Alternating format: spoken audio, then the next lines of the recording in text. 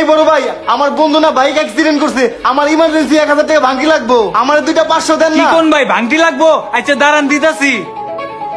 এই লোন ভাই। আচ্ছা ভাই, আমি গেলাম।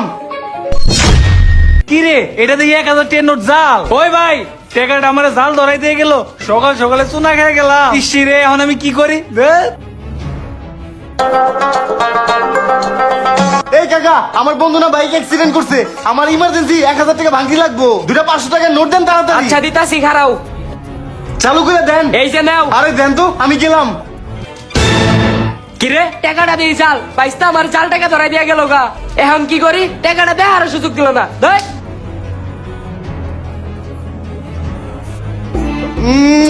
যাক, আজকে সকাল সকালই জাল টাকা দিয়ে 1000 টাকা ধান্দা করলাম। ভাই, প্রত্যেকটা দোকানে গেছি 1000 টাকা ভাঙতি করার লেগে, একটা দোকানে ভাঙতি দিল না। আপনার কাছে কি 1000 টাকা ভাঙতি হবে? থাকলে আমার দেন না, অনেক বড় একটা উপকার হইতো।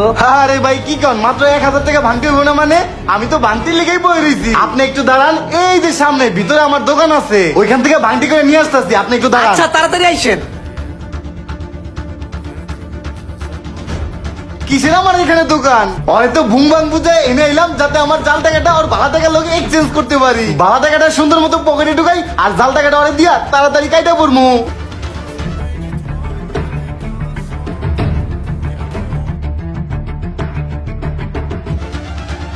বুঝলাম না, বাইকের টাকা মাইরে দিল না টাকা নিয়ে আইবো?